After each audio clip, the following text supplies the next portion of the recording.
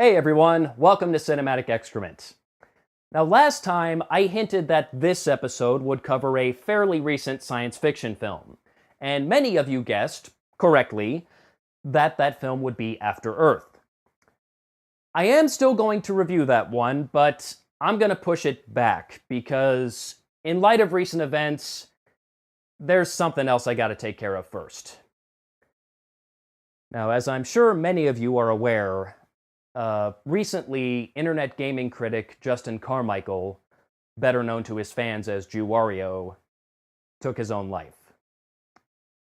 And that was a very sad day for his friends and family, of course, and also for his many, many fans all over the world. And I've been following his work since the very early days of You Can Play This. I think the first episode I saw was like the fourth episode of that show, his review of Devil World, which incidentally is a very good game. He was right about that. And from that first episode I saw, I was hooked. The man just had this natural charisma about him and was so enthusiastic about everything he did. It was really hard not to like the guy, and I'd been following him ever since through You Can Play This and Yankee J Plays, The Pipeline, the Mario monologues, which, by the way, if you have not seen, you need to, because they are fucking brilliant. Seriously, you need to see them. And naturally, his various crossovers with Channel Awesome and his work with the Channel Awesome movies. Just, the guy had so much talent. Really did. And after he passed away, at first I wanted to put together some kind of a tribute video, just with, various clips from his shows and whatnot, but honestly, I don't think I could do something that would do the man justice, and Doug Walker of ThatGuyWithTheGlasses.com already put together a phenomenal tribute video, and I'm just going to link to that below so you can check it out if you haven't already. And really, there's nothing I can add to it. There's nothing I can say that he didn't already say with that video. So, I'm not going to try to top it. But what I can do is basically just do what I normally do and review a movie that has some sort of connection with J-Dub and hopefully make you laugh once or twice. Because based on what I've heard from people who did know him personally, I never met him myself, I only knew him as a fan, but from what I've heard from people who did know him, he would want us to be happy. He would want us to laugh. He'd want us to enjoy ourselves. So, hopefully I can make you laugh with this review, because if this bombs, I'm just going to look like an asshole. J-Dub was clearly a big fan of Nintendo's mascot, Mario. His stage name was based on a character from the Mario universe. He played Mario in the Mario monologues. Seriously, you need to watch those. I am not fucking kidding. And he even expressed his love for the character in a duet with Jonathan Mann. We are two Jews who love Mario. We are two Jews who love Mario. Two Jews. So, since he's a Jew who loves Mario, and I am a Gentile who loves Mario, I figured I should review a movie about Mario. Good idea, but that's actually not what I had in mind. Some of you may not be aware of this, but there was actually a Super Mario Bros. Movie that came out several years before the live-action film. It's an animated movie, it's the first film ever adapted from a video game, and it was only released in Japan. And that movie is Super Mario Bros. Peach Hime Kyushutsu Daisakusen, or The Great Mission to Rescue Princess Peach. I haven't been able to find much information on how successful or well-received this movie was. All I know is it was released to theaters and later to VHS in 1986. You kids have no idea how good you have it. Back in the day, we didn't have these fancy schmancy optical discs like your DVDs and Blu-rays and what have you. Oh no. And we sure as hell didn't have the internet, so there was no Netflix or Redbox or Amazon or anything like that. No. We had VHS. These huge fucking cassettes about the size of a book that had a little reel of magnetic tape inside that contained the movie. And they were played on video cassette recorders, or VCRs. These big monstrous machines about as noisy as the movies themselves.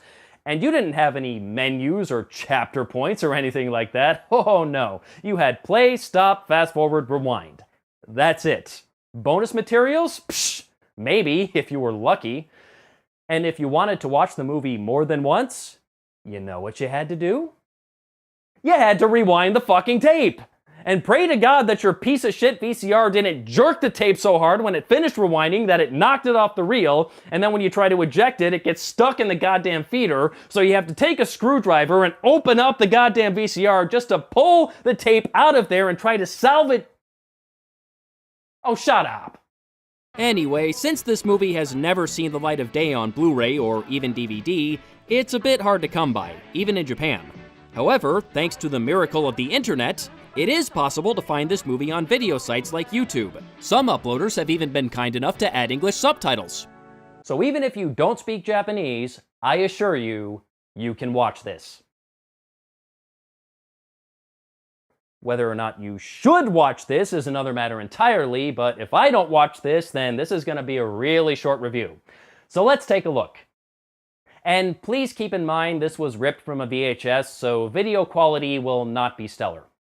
Our story begins with Mario playing a video game on what appears to be a Nintendo Famicom, the Japanese equivalent of the NES.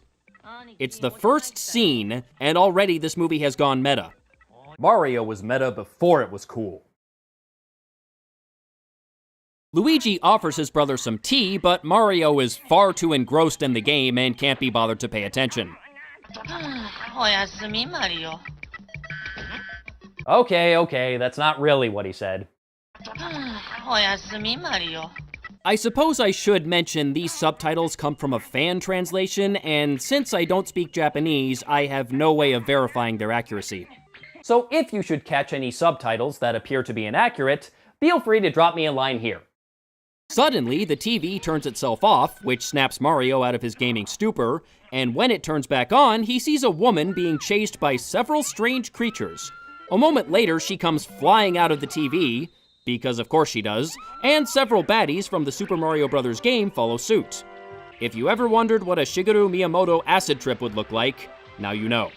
Eventually, Mario manages to fight them off, or at least I think that's what happens. It's kinda hard to tell. There's a large puff of smoke and some sound effects, and then they're gone. For all I know, Mario has been hallucinating this entire thing because he's been playing that damn video game for 32 hours straight, and it's starting to mess with his mind. Something similar happened to Wario once. I mean, you know how when you play Tetris for too long, you can start to see patterns and shapes? Yeah. I can see individual atoms. What? I can feel the cosmos! After thanking Mario for rescuing her, the woman introduces herself as Princess Peach of the Mushroom Kingdom and asks if she can hide out in Mario's pad for a while. But before he can answer, Bowser, the king of the Koopas, rears his ugly head and comes crawling out of the TV. 頑張ってマリオ。あなたならきっと勝てるわ。 Yeah, you can take him, Mario. Who cares if he's 10 times your size? One swift knee to the happy sacks, he'll drop like anyone else.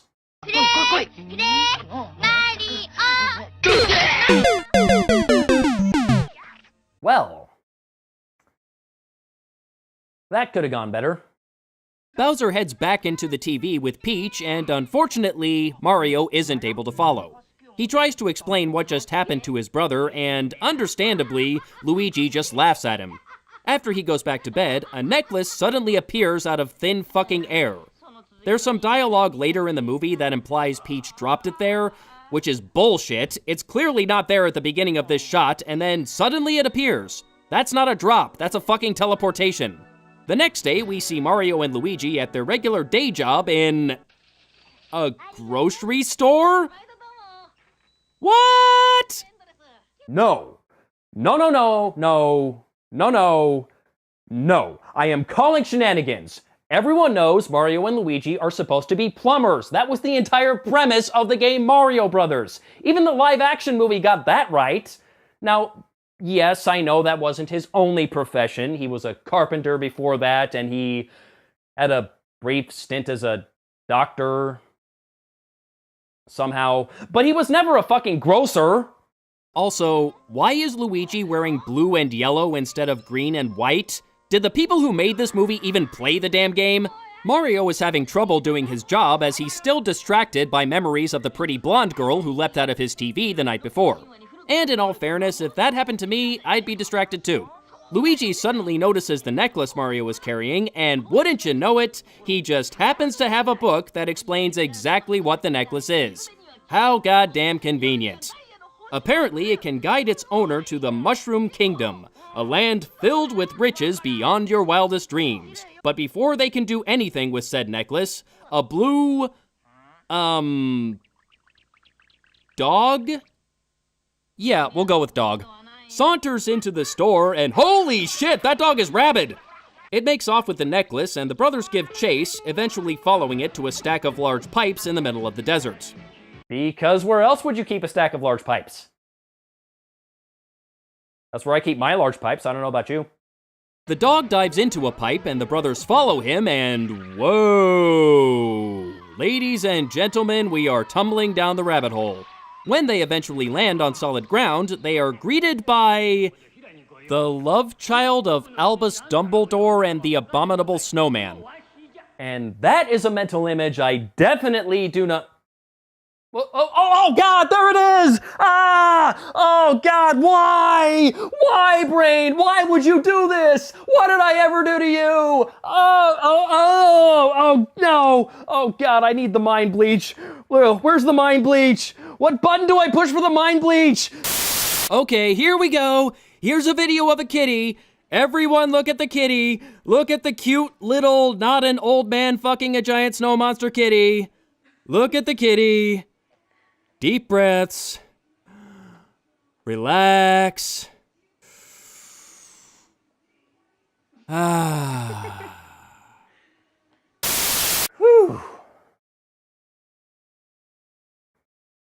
I think I'm okay now. The old man informs the brothers that they are indeed in the Mushroom Kingdom, but all is not well.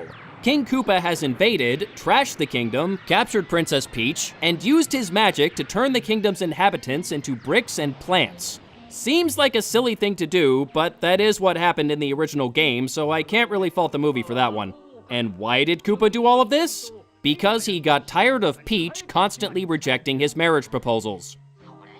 Seriously. And there's another mental image I don't need.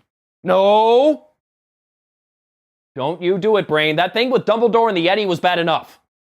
The old man further explains that a prophecy says the kingdom will be saved by two brothers from an eastern kingdom with mustaches and overalls. That's oddly specific. The brothers are hesitant to get involved at first, but upon learning Peach will be forced to marry Bowser on Friday the 13th, because when else would they do it, Mario decides they can't let that shit fly.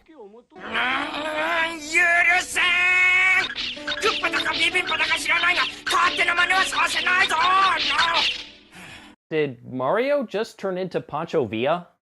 The old man tells the brothers to head east to find Koopa's castle, but before they can defeat him, they'll have to find 3 mystical power-ups. They are, of course, the mushroom, the flower, and the star. ギャラはたんまりもらえるんでしょうね。金貨でよければあちこち埋もれているはずじゃ。好きなだけ持って行ってくれ。さすが兄さん、任しておきな。金貨を全部掘り出してみせるぜ。Mario's trying to get laid, but Luigi just wants to get paid. さあ、きびだんご行きなさい。しっかり一案内を頼んだぞ。今後祈る。I'm sorry. I can't resist the urge to fuck with the subtitles. So the brothers and their canine companion head out in search of the 3 legendary power-ups. Holy shit, did Luigi just ransack that village? Greedy bastard. They stopped to camp for the night, and while Luigi did bring along plenty of mining gear, it apparently never occurred to him to bring food. Considering he works in a fucking grocery store, you'd think that item would have been first on his checklist. And he's getting so hungry, even the dog is starting to look good. I didn't realize Luigi was Chinese. The dog quickly tells Luigi to piss off, and he goes back to whining about his hunger, which attracts the attention of 2 Goombas who tell him there are plenty of tasty mushrooms nearby. なんで遅いじゃないか。ここは最高だぜ。さあ、遠慮しないで兄貴を食えよ。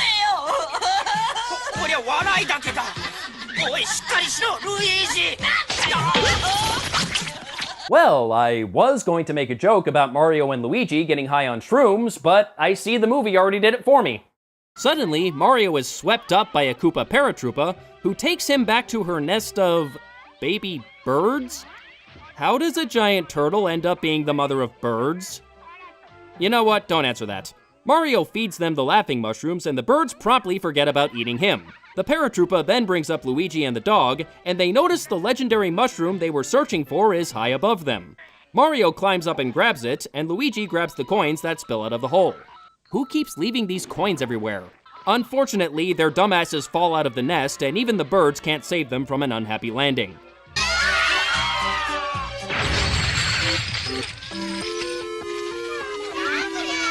Wait.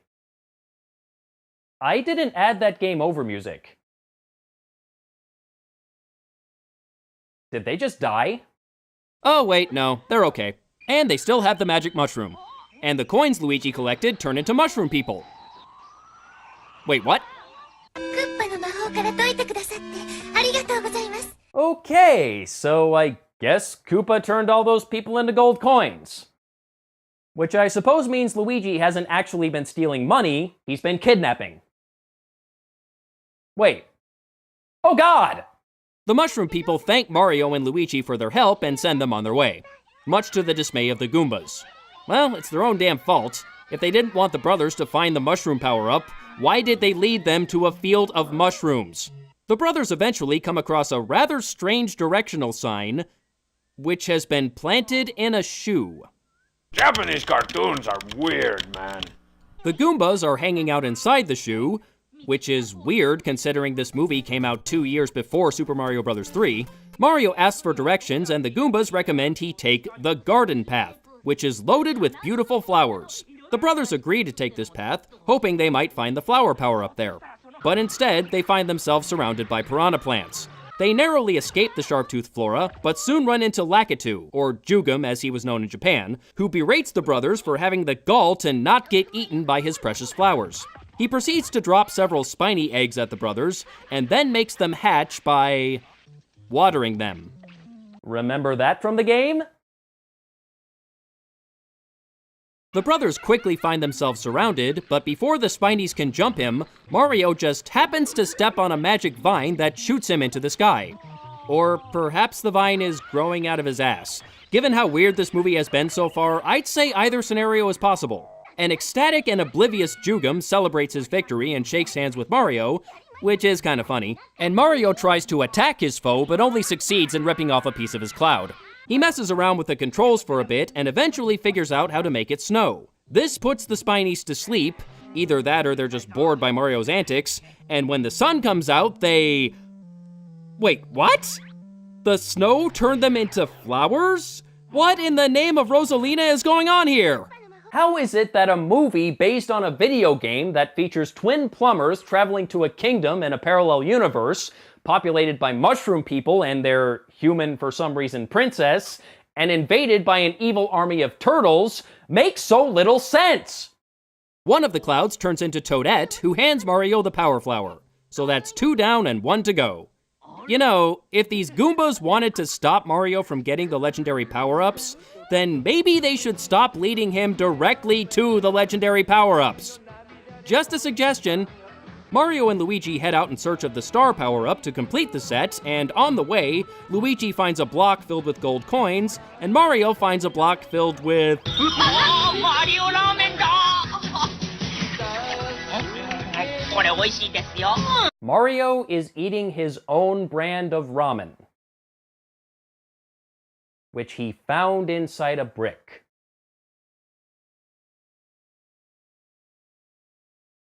I got nothing. After that shameless product placement, the brothers find themselves in a canyon. The idiot Goombas sneakily leave a trail of gold coins into a cave, which Luigi follows because, as we've established, he's a greedy bastard. The cave turns out to be a gold mine, which makes Luigi cry tears of joy. Unfortunately...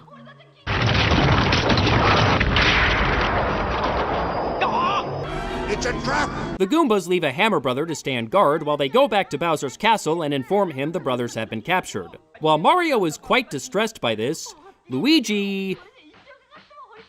He's just off in his own little world. He wasn't so sharp in the head, right? He's about as sharp as a sack of wet mice, right?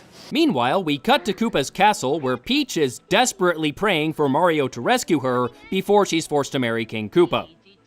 ねえ、ピーチちゃん。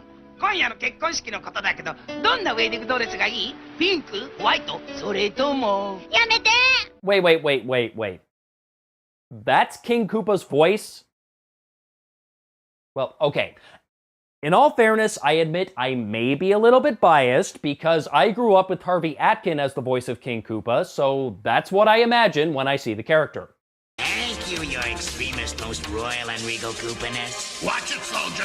When I want my feet licked, I'll ask for it. I want my feet licked.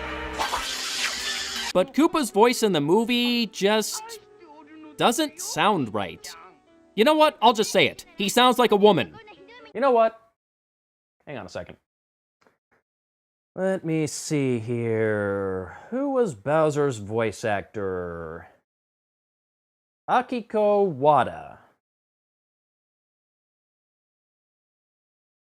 It is a woman! Well, who made that casting decision? Anyway, Bowser continues to profess his undying love for Peach. Ew. And she asks him to prove it by changing into something amusing. You know, this actually brings up an interesting point. In the instruction manual for Super Mario Bros., both the English and Japanese versions describe Bowser as having magical powers. But in the game, he never actually displays any such ability to use magic. Unless you count his fire breathing, but that's kind of a stretch. So this is the first time we actually see him use magic.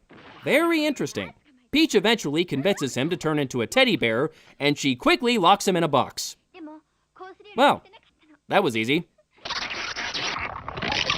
Oh wait, spoke too soon. Bowser ain't going down that easy. Meanwhile, back in the mine, nobody knows the trouble I've seen. Nobody knows but Luigi. While Mario sits there daydreaming about Peach, Luigi manages to dig a hole out of the mine. So they hightail it out of there with Luigi's sack loaded with gold.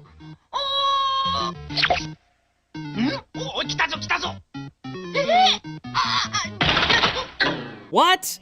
You could have broken that the whole time? What the hell?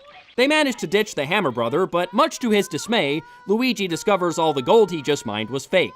But as luck would have it, he accidentally dug up the star. So that's 3 mystical power-ups out of 3 that the Goombas inadvertently helped the Mario Brothers to find. They really suck at being the bad guys.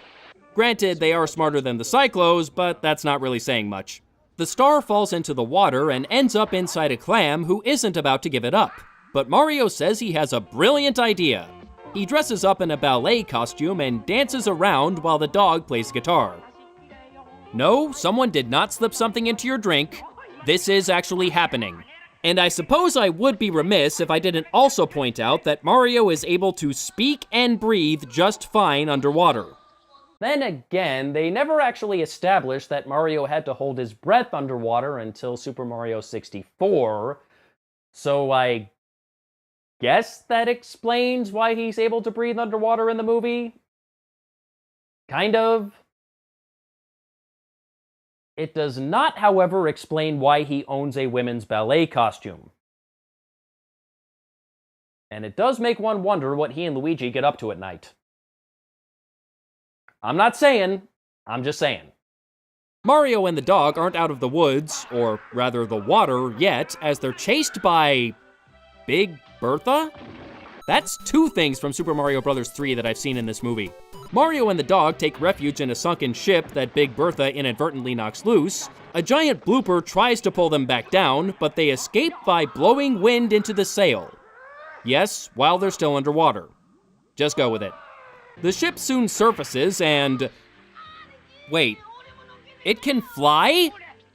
How is it able to fly? It's a fucking boat! And I know there were flying ships in Mario 3, and that's another Mario 3 reference 2 years before the game came out. What the hell is going on here?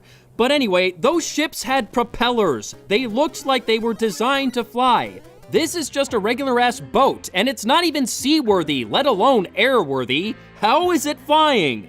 This movie hasn't just gone off the deep end at this point. It's gone off the deep end backward in a twisting 1.5 somersault. As the flying for some reason ship heads towards Bowser's castle, the wedding of Bowser and Peach is about to begin.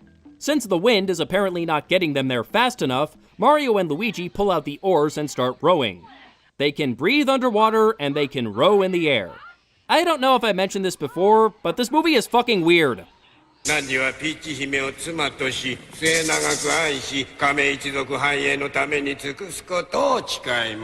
Okay, I promise that's the last one. Just before Peach is forced to say I do, the Mario brothers drop in. Literally. Bowser escapes and Mario gives chase through a hidden tunnel. Hey, something that actually looks like the game. Not sure why the frame rate suddenly went to shit. While Mario tries to cross a series of moving platforms and avoid getting burned to a crisp, Luigi is— oh, come on! Your brother is about to get his ass set on fire and you're still mining for gold? You filthy money-grubbing shitweasel! While mining for coins, Luigi accidentally digs into an underground river and the water flows right into the fire trap, dousing the flames and saving Mario's life. Okay, so Luigi did help his brother, but only by accident. Somehow, this also rattles the very foundation of the castle, and the whole thing collapses. Well, that was quite the twist. I did not expect the end of the movie to be everybody dies. Oh, who am I kidding? They're all fine. Somehow. Unfortunately, that also means Bowser is still alive and well, and he goes on the offensive. Actually, I'm pretty sure he said arf, arf, arf, arf, arf. Then again, I don't speak Japanese dog, so I could be wrong. So Mario swallows the mushroom, the flower, and...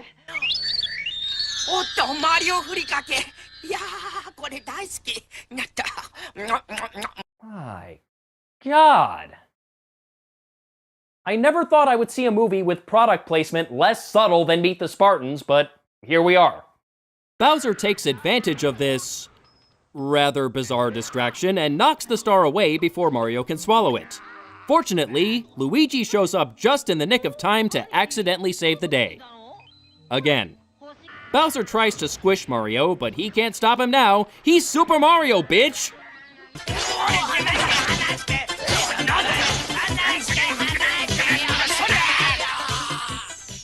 Well, that certainly looks familiar.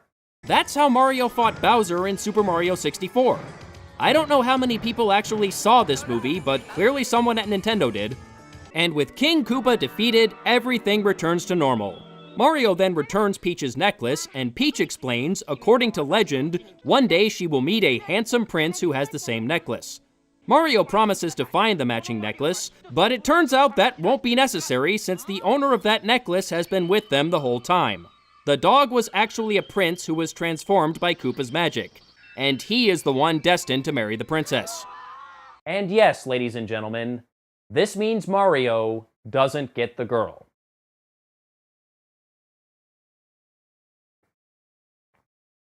Okay, Google. Call bullshit. What the hell is this? Mario just risked life and limb for this bitch, and then she ends up marrying some other guy who spent the entire movie as a dog? Just because they have the same jewelry? Just like that, he goes from warp zone to friend zone? Unbelievable. I guess this princess really is in another castle. But despite being heartbroken, Mario accepts Peach's betrothal to the dog prince with dignity and grace and wishes them a lifetime of happiness. Good for you for taking the high road, Mario. You totally deserve better anyway. And with the Mushroom Kingdom saved, Mario and Luigi return to their grocery store.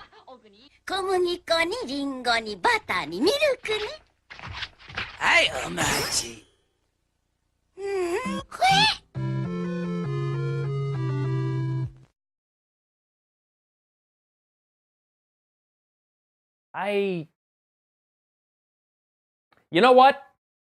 Fine. Fine, we'll go with it. Bowser is working for the Mario Brothers grocery store. Sure, why not?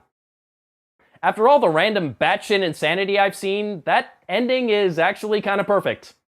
Good lord, how do I wrap this up? This movie is just nuts.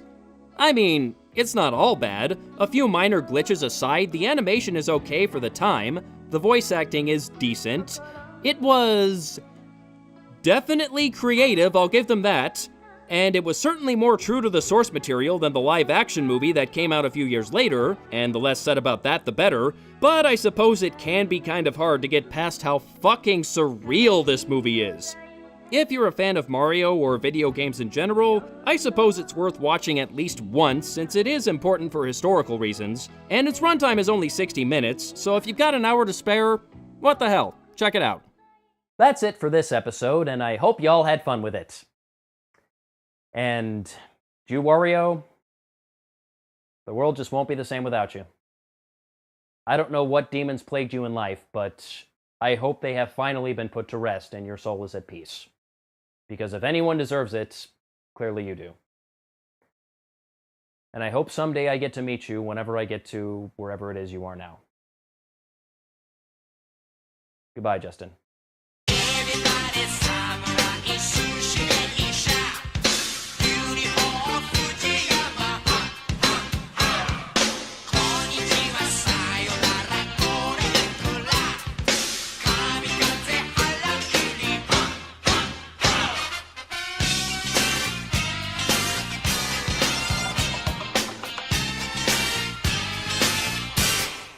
I get to the area in the back there, and there's this little kid in a cage, so I go over, I open up the cage, he says, "Hey, thank you, but our princess is in another castle."